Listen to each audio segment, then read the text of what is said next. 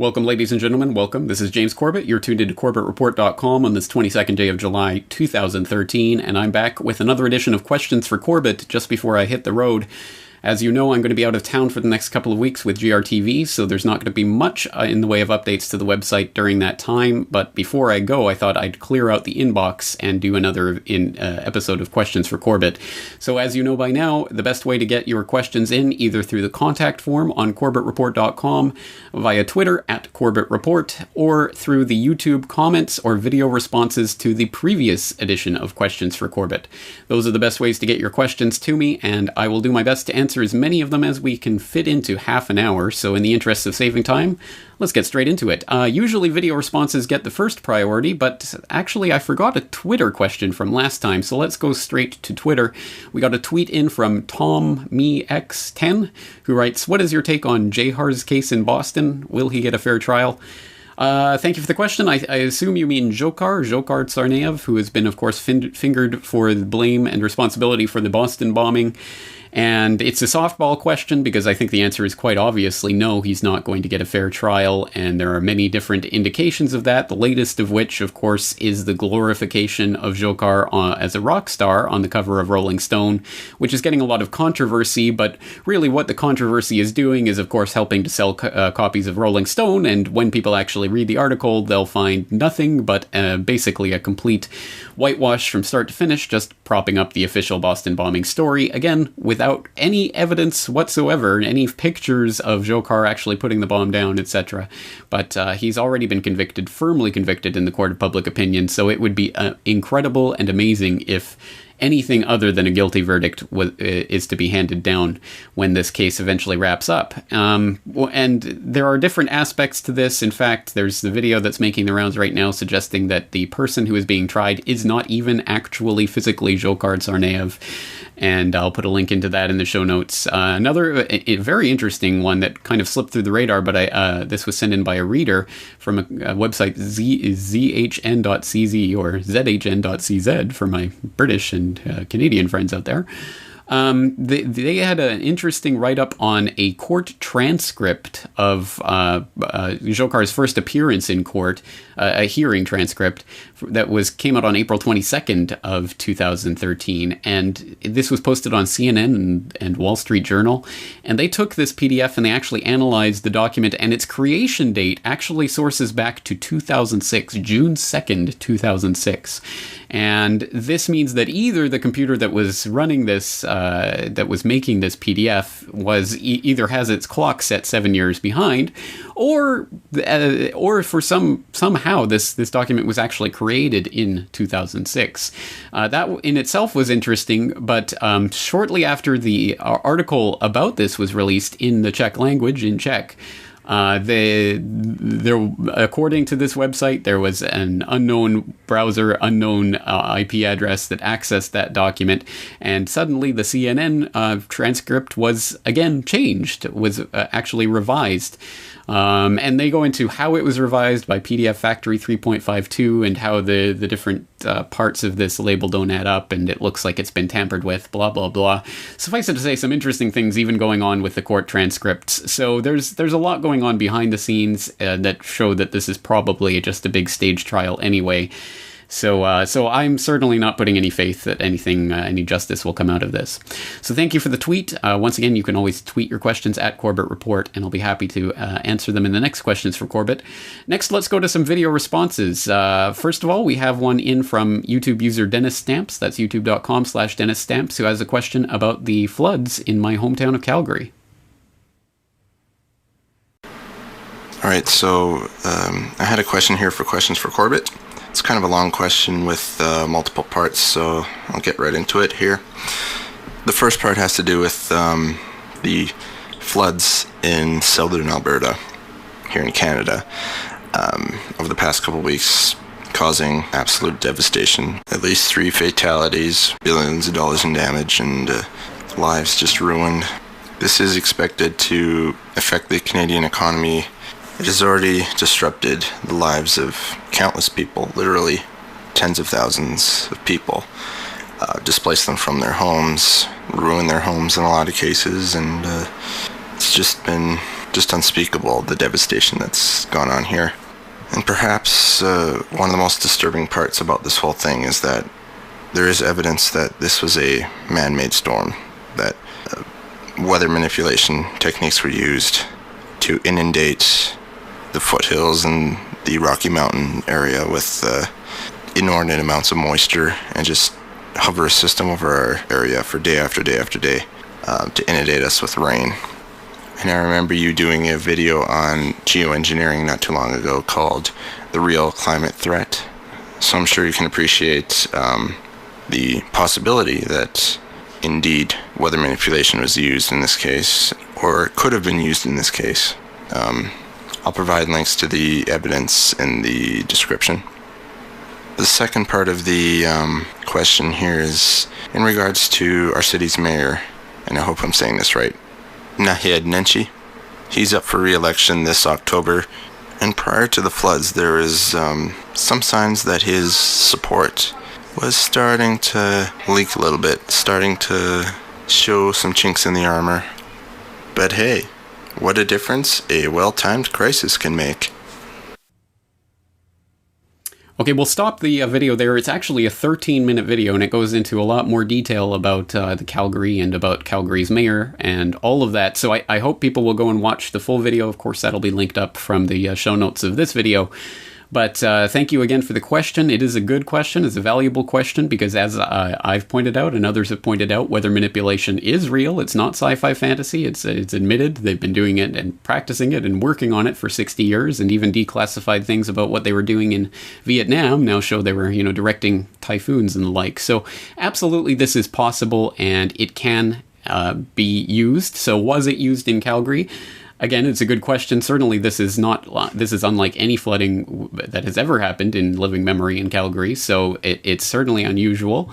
Does this mean that it was necessarily put together by geoengineering? Well, no. So what is the evidence for this? Well, if you follow the links that Dennis Stamps included in his video, you'll find some websites talking about, for example, the NEXRAD radar system in the United States, and how the system tracked and developed along the NEXRAD radar routes, which I find to be, unconvincing at best, because when you actually look at the NEXRAD radar coverage map of the United States, I defy you to find a single weather system anywhere in the United States that could not be said to be tracking along the NEXRAD system. It has an exceptionally dense coverage across the entire contiguous United States.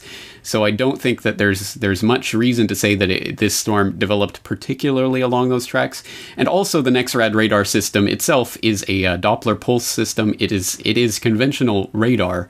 So it's not ionospheric heaters like HARP. There's no question that there was some sort of ionospheric directing of this storm or anything of that sort. These are simply passive radar systems. So I don't see how NEXRAD has anything to do with this. I stand to be corrected if someone has more information on that. But even given that, basically the theory that Dennis Stamps is laying out in his video is talking about Mayor Nenshi in Calgary and how he may have been using this flood to try to rejuvenate his political career and try to get reelected. And in, I believe, civic elections coming up in the fall. I'm not sure about that, but civic elections coming up, and he wants to rejuvenate his campaign and get reelected despite dwindling popularity. Along comes a storm, big floods. He becomes the hero. Certainly, we do know how this works with Mayor Giuliani trying to become Mr. 9/11 in the wake of 9/11, parading on the corpses of all those people that he was involved in helping to murder and cover up and clean up that entire crime scene. So that backfired to a large extent on Giuliani, and of course with his presidential campaign in 2008, it didn't work out so well when the New York firefighters started calling him out on being, a despicable human being. So we know that can backfire as well, but we certainly do know the idea that politicians love to use disasters to parade on the corpses of the victims and to basically try to use that to rejuvenate their political careers. In this Calgary flooding case, not so many corpses, but certainly quite a spectacular event. And as with all such events, people tend to rally around the people who are supposedly leading them, like Mayor Nenshi and the like. So there is something to that, and I have no doubt that Mayor Nenshi will try to use that momentum from the floods. But again, even fitting into the idea that this was weather manipulation through the NEXRAD radar system, until there's any type of linkage between the mayor's office in Calgary and the NexRad radar system, again, that seems about 15 steps of inference too far to be making at this point. I don't see any connection there, and I don't know how on earth those would be related. That weather manipulation takes place, I have no doubt, but that the mayor of Calgary has access to these technologies and can, hey, why don't you guys create a storm for me, kind of thing. To me, that's well outside the boundary of reasonable speculation at this point, because again, there's just nothing to indicate that there's anything of that sort.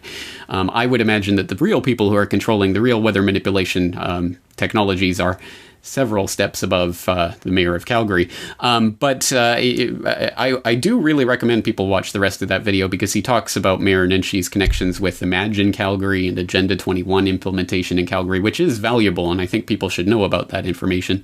I just don't see any reason to believe that he had any role whatsoever to play in the manipulation of weather in Calgary, or that this was a manipulated event. Again, I'm open to more information on this subject, but from what I've seen, I'm just completely unconvinced. Moving right along, there's another video response in from what's become a regular video response contributor, which I'm happy to do. Again, video responses get their priority in these Questions for Corbett episodes, so please get your own video responses in. And let's turn to No Longer a Theory, who left this video response on the last video. I watched your Michael Hastings piece, and informative as usual. But I sure found myself wondering, after watching it and the whole thing with this Michael Hastings, should we, because he came out of New York and went to school for journalism, and, I'm sorry for my ignorance, but I'm assuming you did too in Canada. But should we not see some sort of tipping point now between academia and, I guess, establishment? The people that are teaching these courses, not in high school and stuff, but coming out of universities and, with degrees in journalism, or don't they feel like their hands are tied, that they can't, what's the point in even teaching journalists anymore? This war on journalism is about 10 years deep, I think now, so, or at least in the public eye. I'm wondering, we never hear stories of that nature, or even the stuff going before university, stuff from high school.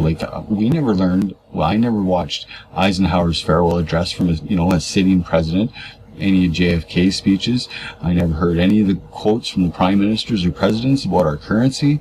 Never heard about the Gulf of Tonkin, all this stuff in school. So now that we know the truth of these things, and they are fact, and they're in the public domain via the internet, aren't these teachers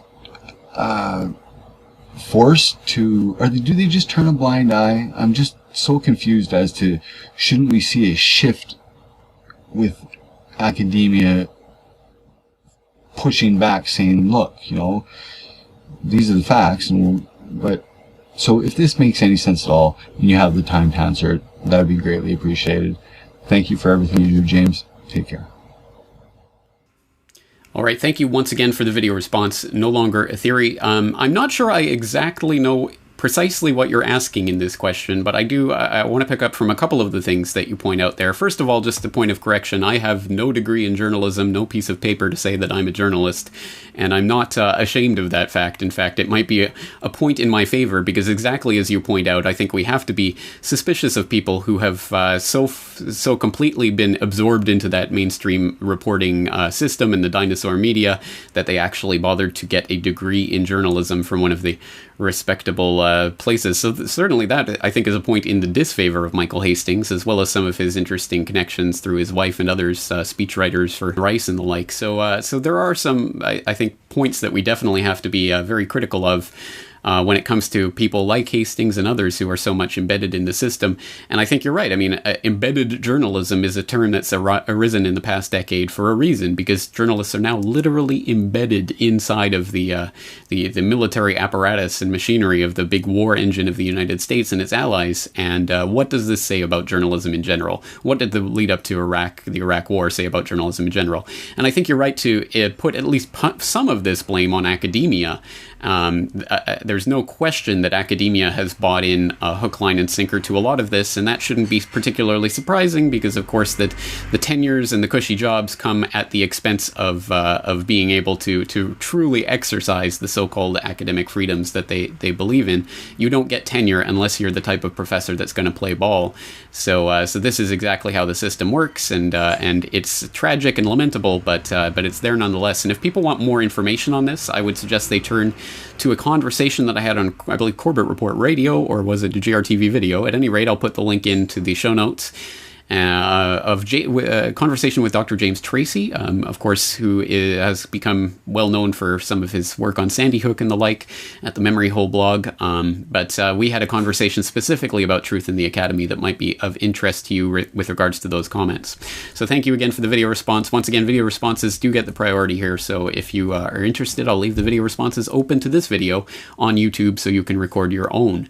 Let's move on to some of the emails that we've gotten in recently. We'll start with one from Ian, who writes, given the evidence of prolonged repairs in other emblematic New York buildings prior to the horrific events of 9/11, is it simply paranoia to wonder if we are to be treated to another spectacular?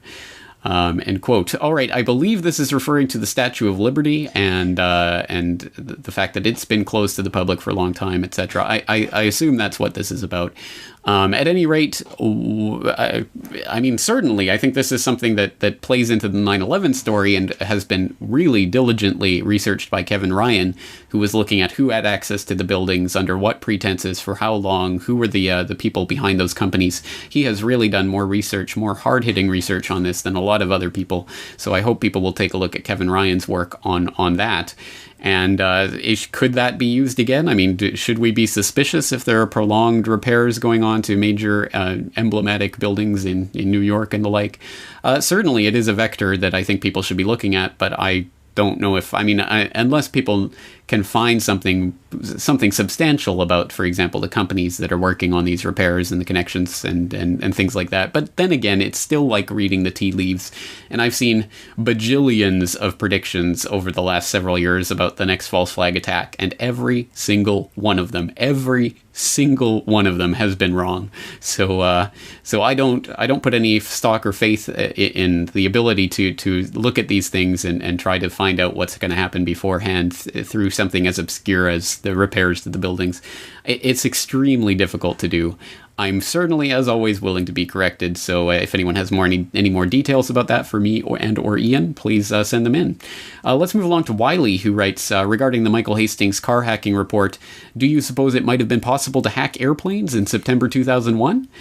Well, thank you for the question, Wiley. Yes, indeed, I do think that would be possible. In fact, it's not my thought, it's not my belief, it's something that we already know about. We know that there were already precision guiding systems for large-scale Boeing aircraft that were being used in 2000, if memory serves, in Alaska to try to pilot, to see if the automatic systems could pilot planes down in through mountain valleys with very narrow corridors to really test out that technology and see how precision it could be. This is something that, in fact, I've discussed in greater detail with Aidan Monahan, who's done a lot of the legwork in getting FOIA documents and doing this type of analysis. And he specifically looked into the issue of remote-controlled planes, and he's been looking at that for years. So we had a conversation specifically about one of his papers that he published on this subject. I'll put the link into that interview so you can go and listen to it, where he was talking about the arc radius of the curve that brought one of the planes into the towers was a little too precise to be human, etc. So there, and of course there was the AWACS, the mystery plane over the Pentagon and New York that morning. There's all sorts of things along those lines, and I agree that I think someone needs to really assemble that information into one piece, and since I don't see anyone else doing it, I guess I'll be the one, perhaps coming up as we approach the 12th anniversary of 9/11. How time flies. All right, let's move along to a tweet in from @ChristyXY, who writes, do you think Richard Clark's comments on car cyber attacks are genuine, or could be a hint/warning to journalists to stay in line? Thank you for the email, thank you for the tweet. I I have really racked my brain about Richard Clarke's comments, and I can't see any other possible explanation for them except for the fact that they are explicitly a warning to journalists, to whistleblowers, to people of all stripes that, hey, look, this is what the U.S. government can do to you. Because remember, Richard Clarke specifically said United States intelligence agencies can do this. Why? I mean, one could even imagine why he would talk about car hacking in general, but why he would specifically say the intelligence agencies of major powers, including the United States, can do this. To see that as anything other than a warning would be, well, I can't think of another interpretation that really fits those facts. So thank you again for the tweet. Let's move along to an email from Bert, who writes, in the past years, we've seen a big push to privatize the world's resources of drinking water. Do you think that we are heading for a world water market with one world price, just like oil or gold?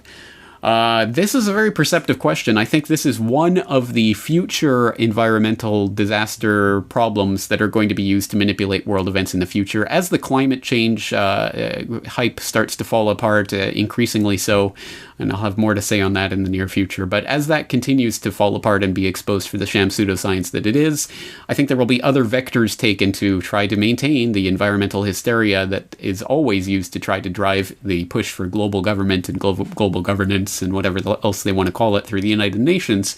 One of those vectors is going to be the loss of biodiversity is going to be one of those things that they're already laying the groundwork for. For example, the Rio Plus 20 conference and the like, they've already started to lay down that meme. Another one will be the water wars. That is something that is shaping up to be a driving force in the 21st century. Again, whether that's manipulated or whether it's going to be a genuine attempt to secure water resources. Probably a little bit of both, but this is something that, in fact, Dr. Tim Ball has been on this program specifically talking about. We had him on a while ago to talk specifically about this, and I know he's been doing other work on this subject, so we'll probably have him on again in the future to continue talking about the world water wars that are shaping up and how they're going to start affecting 21st century geopolitics. A very insightful email. Let's move on to the next one. Nathan writes, what are your thoughts on the media extending the left-right paradigm to foreign policy, labeling Islamists right and secularists left, or even nationalist parties right and socialist parties left in Europe? Lastly, does the same left-right paradigm exist in Japan? Thank you for the question, Nathan. Yes, well, the left-right, through its various forms and permutations, is something that is almost universally used in the so-called developed Western democracies, because it is such an effective means of control. It doesn't always look the same. It doesn't always fall down along the same lines, along the same issues. It looks different in different countries, so that things that are major issues in some countries are not issues in others. But there is always that type of divide between the two main ruling ideologies, and that may be represented in a multitude of parties. I mean, it's hard to think of another system that is as bipolarized as the United States, with the Republicans and Democrats, and pretty much that's it. Most of the parliamentary democracies, for example, have several parties, usually only two of which are really viable, and it's the other parties that can wield the power as coalition members and the like. So it is a slightly different flavor to it, but it is broadly divided into two ends of the spectrum. And again, in Japan, that looks different than it does in the United States, which looks different than Europe. So they do have different issues, but again, it's the fundamental psychology that they're playing with, fundamental human psychology to divide things into teams, to have the teams fight against each other. You choose a team, your identity is invested in that team, and thereby anything that team does or anything that they argue for, you are more likely to say, well, that's my position because I'm on that team. So that's a fundamental part. I mean, the humans are the most studied species on the planet in terms of their psychology and how it influences their decisions. So absolutely, this is an essential part of understanding the democratic system in any country. So we have to be aware of that, and we have to, again, completely and utterly reject the left-right divide, which does only serve to keep people who have everything in common, fighting at each other's throats, and apart from the people who are really puppeting the system, who have nothing whatsoever in common with these people, but they can wear the cloak of the blue team or the red team and thus become the saviors. It's a ridiculous system when viewed from outside of it, but since so many people are locked into that left-right prison, it is difficult to get their minds out of it. So let's move on. Mark writes, my passport is almost expired and next year I want to travel to Australia. I live in the Netherlands and since a couple of years ago they started taking fingerprints for the biometric passports. I don't want to comply with this and stay out of the grid. You travel as well, so you must have a passport as well. Do you have a biometric passport and therefore are locked into the grid? Good question, Mark. Thank you for the question. This is an exceptionally important point because this is one of those points at which the current paradigm, the current system, has you by the sensitive area, we'll say. Absolutely, because if you want to travel, you can try traveling without a passport, but you're not going to get very far, at least not in any way that's going to be a comfortable ride, unless, of course, perhaps you're sneaking through the U.S.'s southern border. But that being what it is, absolutely, the biometric passports are going to be one of the most insidious ways to get people into the biometric system. Of course, it's already going on through driver's licenses and the like, without most people's knowledge or understanding that that's what those digital photographs and increasingly fingerprints are all about.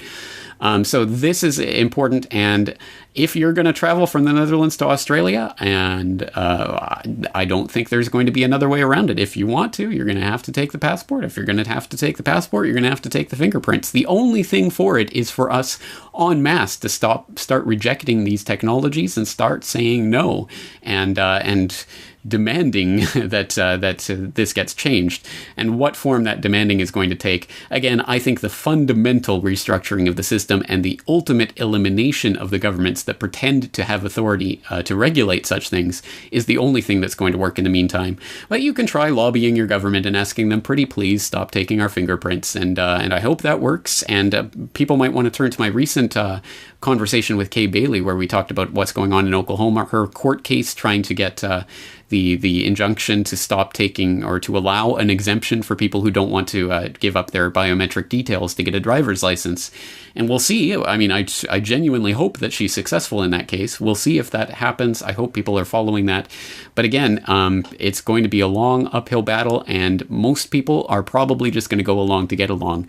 And on that note, I am a Canadian citizen living in Japan, so I have a Canadian passport, and I couldn't be here without one. And it is so that is the system I'm locked into. At this point, there's no biometric fingerprints for my Canadian passport, but there is a digital photograph, which undoubtedly is fed into the facial recognition software and is part of that database. So we are all becoming a part of the system, whether we know it or not. And if people, I mean, the only thing that I think we can do at this point is to stop giving our details up, and that means no trip to Australia.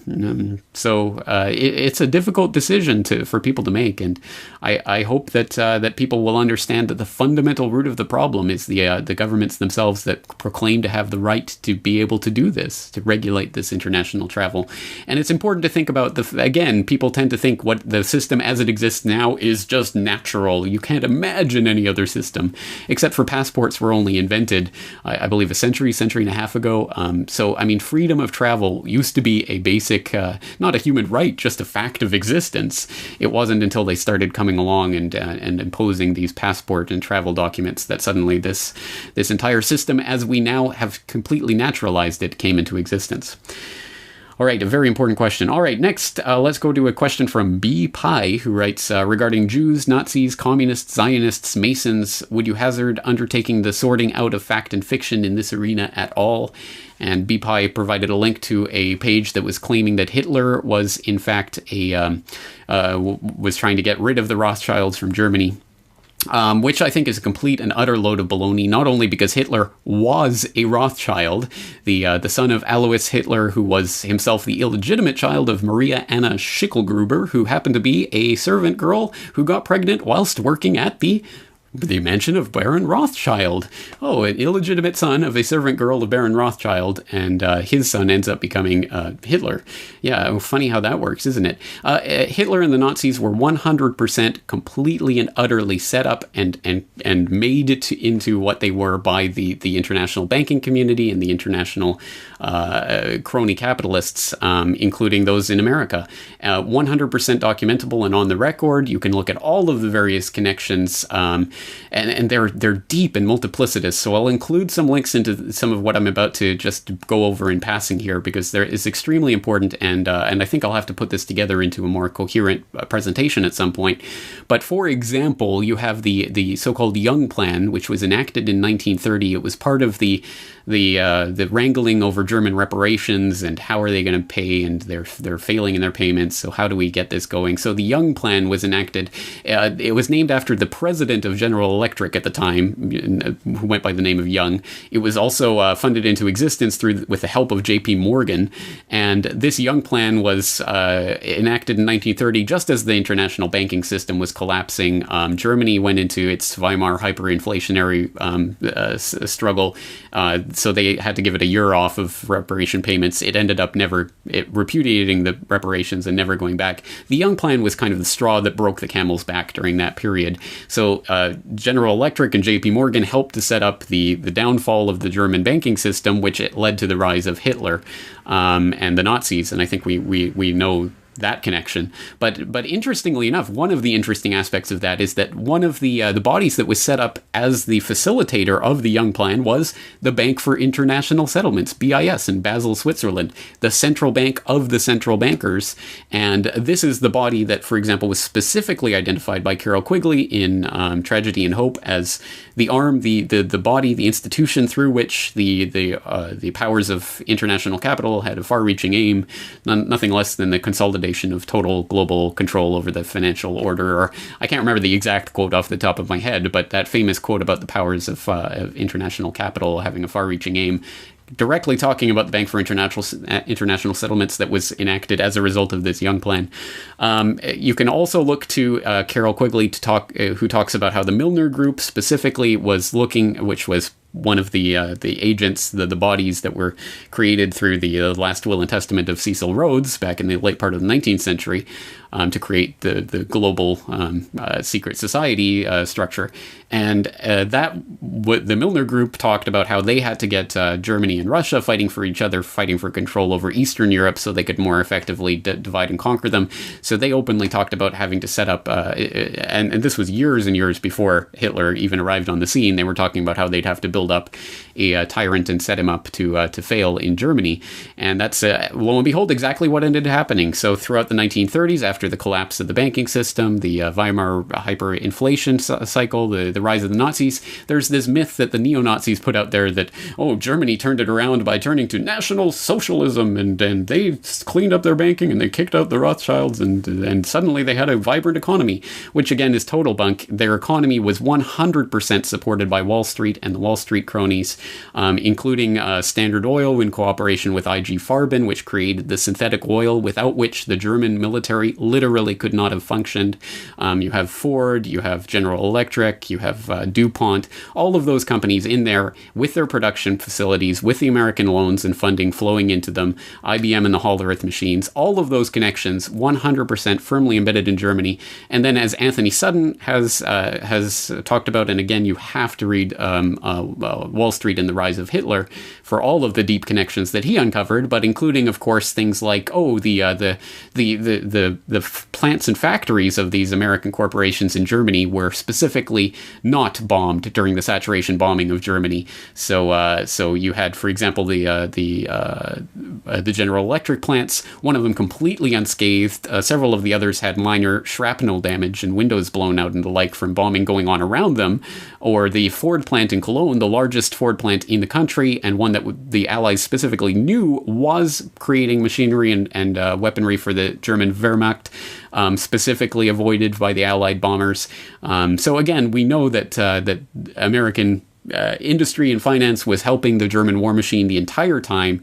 There was the connections that lasted all the way up through the 1940s. We know, for example, the Bush family, Bush-Harriman, the banking brothers were helping to fund Hitler through the back door, and that's we've talked about that in previous editions of the Corbett Report. There's a very, very, very big picture that I'm attempting to at least paint the broad outlines of here, that Hitler was 100% supported by the banking oligarchy, 100% supported by the financiers and the capitalists from America, and absolutely set up to be the tyrannical dictator that they could fight against that would cause, well, everything that World War II caused, including, of course, the aftermath and the creation of the United Nations, which came out of the CFR study group that was funded by the Rockefellers. I mean, there's so many connections here that even beginning to say this in a general way is so much. So I'll include, I don't know, as many links as possible in the show notes so you can follow the threads of the story I'm saying. And as I say, I'll have to put this together into a coherent presentation at some point. But the idea that Hitler was fighting against the Rothschilds and was really against the banking oligarchy is neo-Nazi propaganda, completely, utterly fake. And this should not, of course, be interpreted as an apologia in any way for Hitler or the Nazis. Of course it isn't. Just because he was a stooge and a puppet of the globalists, who ended up getting double-crossed, by the way. He allowed the Dunkirk evacuation, of course, for example, which he could have completely wiped out the British army, and Britain would have been his for the taking. He let them go because he had a secret deal in the back door with the British aristocracy, who we know were all secretly Nazis. This is why Rudolf Hess, his deputy, flew into Scotland, ended up getting taken prisoner, and held the rest of his life in a prison, or at least supposedly it was him. Again, there's questions about that. But why did they hold him in prison 30 years after the end of World War II? Because Hitler was double-crossed. He thought they had a deal. Hess flew in with the documents saying, hey, well, we've got the deal. What's going on? They ended up imprisoning him. That's when Hitler knew he was in deep doo-doo because he was getting double-crossed. He has to enact Operation Barbarossa because he knows Stalin's going to open up the Eastern Front because he's getting double-crossed there. And that's why the biggest miscalculation in military history, Operation Barbarossa, that's why it took place. So again, so much to go through with this question, but suffice it to say, no, I don't think that Hitler was really against the banking oligarchy. He was a product of it, and to what extent he was a willing dupe, a knowing dupe, whatever the case is, the neo-Nazi propaganda about this is totally off base. Let's move on to Brian, who writes, just curious of what your thoughts are on the deep web, Tor, and the Silk Road. Contains some really scary stuff, but also is gaining popularity as a safe/anonymous place to reveal the truth about the powers that should not be. Thank you for the question, Brian. Deep Web, Tor, Silk Road. Yes, for people who don't know about the Deep Web or the Dark Internet or whatever else, what other monikers it goes by, this is something that can only be accessed through the Tor, which is the onion routing system, which is a type of anonymizing way to access the internet, where your requests and your information get fed into basically a series of routers, and it gets served around and then passed out, and then the information gets passed around back to you. The idea is no one can really trace what information is coming from what place to what and going to what place within that system.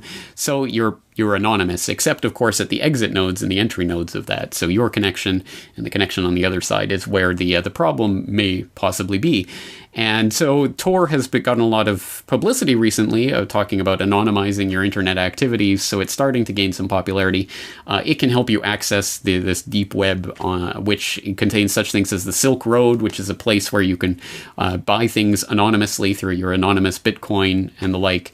And again, this is supposedly an instantiation of agorism, the idea that we can supplant the current economics paradigm by basically boycotting it or not using it. We can operate in the black market, and thus we have nothing to do with the taxes and controls that are part of the above ground market. So that's the idea. But of course, the Silk Road gets all the attention for being a place where you buy drugs online and the like. So to me, there's a couple of things going on here. First of all, of course, the demonization of anonymity is going to be very much something that's going to be more and more concentrated on as more and more people become interested in anonymity, and this is reflected in a number of things, including by online search engines like DuckDuckGo and StartPage seeing their numbers exploding as people realize their searches are being tracked and cataloged and databased, finally realizing that Google and the NSA are one and the same. They're turning to alternatives, they're interested in anonymity. So the mainstream propaganda to counter this is going to be, if you're anonymous, you're clearly one of these people who are buying illegal drugs online and doing whatever else, and they're going to demonize that as much as possible via that. And to a certain extent, that's something that is just going to be unavoidable. I mean, there's nothing we can do to try to change the propaganda they're obviously going to try to program the public with. The best thing, the only thing that we can do with regards to that is turn off the TV. Stop buying Time magazine. Stop listening to their radios, their corporate radio stations and the like. I mean, I think probably listeners of the Corbett Report already understand that, but that's a message we have to spread. Stop buying their propaganda, literally buying their propaganda from them. So yes, that's one of the ways that the internet is going to be demonized and anonymity in general. Regarding the Tor specifically, there's a number of problems I have with it. I just don't want to give people the false sense of security from using Tor. And there's a couple of points that I make here. First of all, it was admittedly developed by naval intelligence, U.S. naval intelligence. So just like DARPA created the internet, naval intelligence created Tor. So that doesn't necessarily mean that there's a backdoor, but, well, you know, I have my suspicions. But even so, I mean, even given the technical specs of what's going on there, I will, again, I've done this a couple of times, I'll do it again, put a link into Cryptagon, which had a very important post a few years ago now about Washington-based servers that were colluding as exit points in the Tor network that were openly being controlled by government agencies. So again, if the exit nodes are controlled, then the anonymity of the system is something of a pipe dream. People might also want to turn back to my conversation with John Young of Cryptome.org a few years ago, where he said online anonymity is a pipe dream. So I just don't want to give people the false impression that anything they do on Tor will really be anonymous. And even if so, we know, for example, that the NSA has come out and specifically said they are specifically targeting Tor data, and they will take anything that they can get from that and store it. And anything that's encrypted, they will store. And even if it's encrypted now, again, as I say, I don't think there's an encryption that exists that they don't already have the ability to crack. But even if they do not have the ability to crack it now, they will in the future, and that data is being stored for that future time anyway. So there you go. Once again, people who want to know more about encryption and the quantum computing and how that factors into all of this, I'll throw in some links to that. So a lot of stuff to talk about there. Thank you for opening that can of worms, Brian, and we'll talk about that more in the future. Andrew writes, how do you suggest like-minded people can keep in touch globally when censorship sets in and the internet is banned or shut down for one or all of us? Important question, Andrew. I don't think that the internet is going to be shut down for everyone. I mean, I understand the idea of the Mad Max scenario and how that would be a terrible scenario, given how deeply we are embedded into this matrix right now. Turning off the system all at once would be disastrous, and it would certainly be chaos from which they could derive order. But I would say that's not the way I see as the most likely vector of attack. I think probably the most likely thing they're going to try to do is bring in the Internet ID card that they've been talking about for years. One way or another, by hook or by crook, I think they're going to try to do that to eliminate any vestige of anonymity on the internet or any possibility. So you'll need to probably fingerprint or thumb scan or what have you to get online.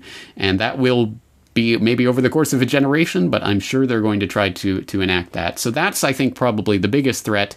And there will always be technological ways around it. People who will be able to come up with fake fingerprinting techniques and the like. But barring that type of shenanigans, people who just want to avoid that altogether, I think we have to start preparing for the eventuality of being taken offline.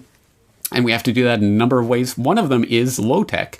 They can stop people from getting online and sharing information that way, but people have to remember, I mean, fax machines helped bring down the Soviet Union back in the day. That was the technology, the communications technology that did it. That still exists. Hard line telephones are still something that people should probably look into having one, again, in case, because again, we can't rely on these cellular networks, which are all, again, just completely tracking systems and the like. A hard landline, which fewer and fewer people actually possess these days, is one of those things that would likely survive even if they do try to shut down the modern cell phone telecommunication grid.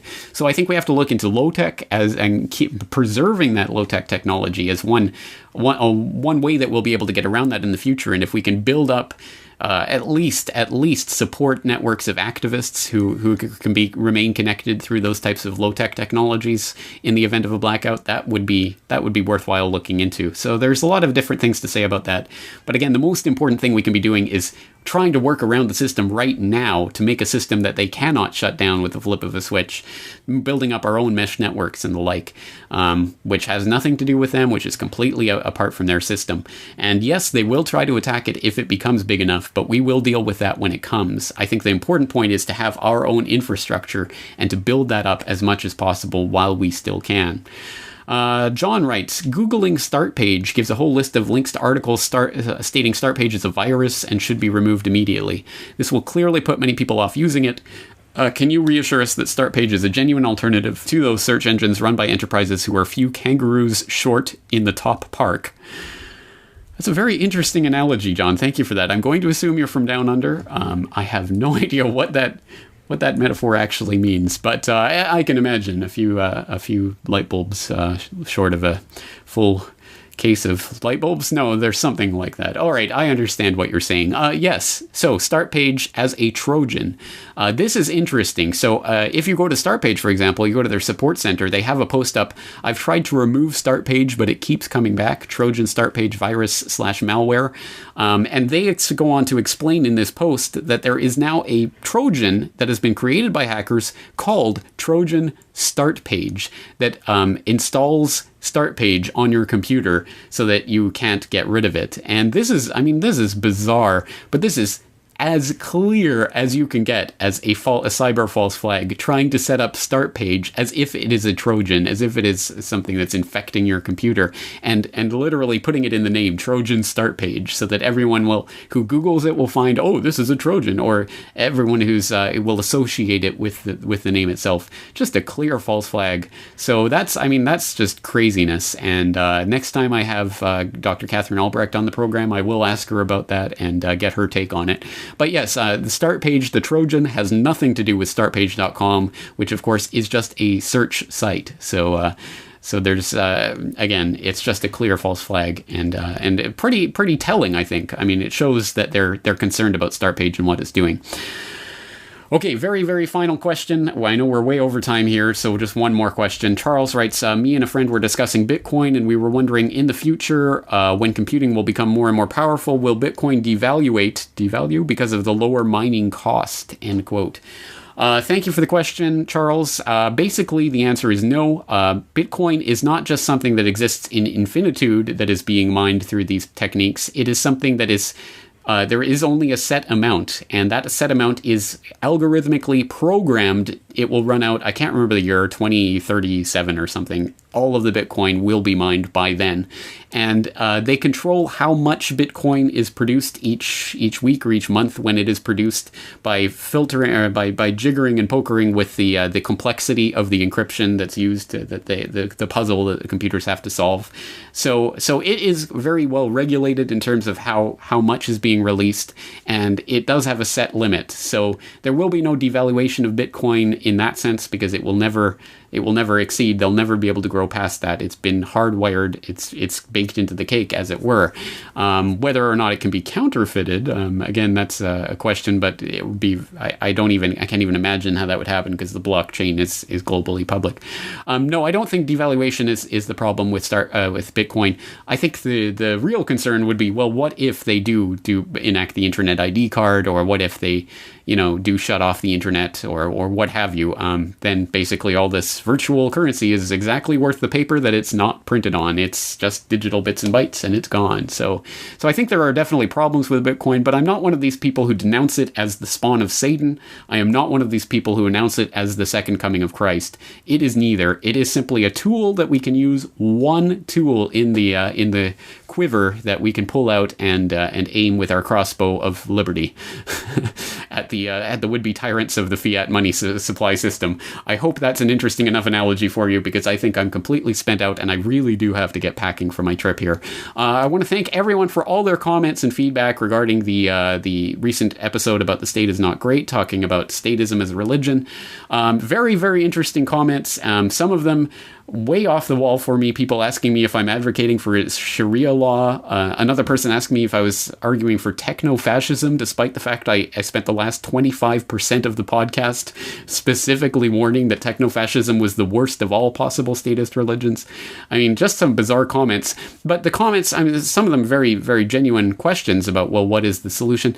It shows me that there is a very, very big lack of understanding about anarchist thought or philosophy at all out there.